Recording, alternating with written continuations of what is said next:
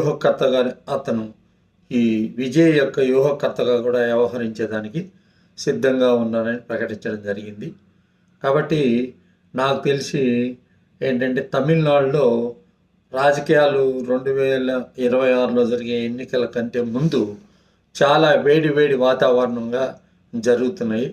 అమిత్ షా అయితేమి నిన్న కోయంబత్తూరులో అమిత్ షా అయితేమి, అదేవిధంగా నేషనల్ ఎడ్యుకేషన్ పాలసీ అనే దాన్ని త్రిభాష సూత్రాన్ని పాటించాలని చెప్పేసి, ఖచ్చితంగా పాటించాలని చెప్పేసి రాష్ట్ర ప్రభుత్వానికి రావాల్సిన విద్యానిధులన్నీ కూడా ఆపడము, వీటన్నిటి మీద అక్కడ ఒక గందరగోళంగా పరిస్థితి అనేది జరుగుతుందని చెప్పవచ్చు.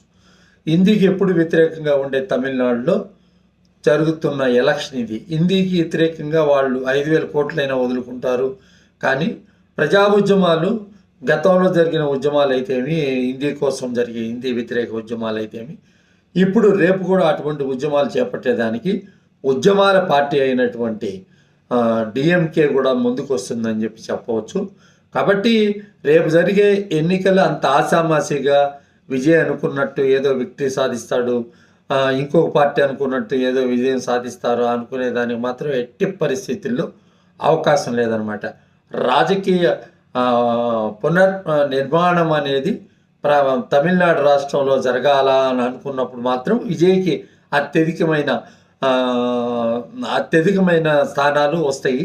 ఎంజీఆర్ బాటలో ఏమన్నా విజయ్ నడుస్తున్నాడా అని చెప్పదలిస్తే, ఎంజీఆర్ బాటలో ఎంజీఆర్ ఉన్నప్పుడు పరిస్థితి వేరు.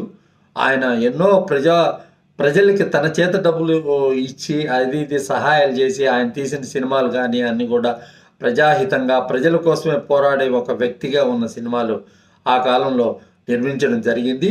ఇప్పుడు పరిస్థితి చూస్తే తప్పకుండా చెప్పాలంటే ఇప్పుడు చాలా గందరగోళ పరిస్థితి ఉంది. సడన్గా ఈ హిందీ ఉద్యమం పైకి వచ్చి డిఎంకే పార్టీకి అత్యధికమైన సపోర్ట్ ఏమన్నా దొరుకుతుందా ప్రజల్లో? అంతేకాకుండా అక్కడ ఇప్పుడు వచ్చి చాలా పార్టీలు అయిపోయినాయి అనమాట. ఏడీఎంకే దానికి ఉండే బలం దానికి ఉంది. బీజేపీ ఎంత బలం పుంజుకోవాలనుకున్నా కూడా పార్లమెంట్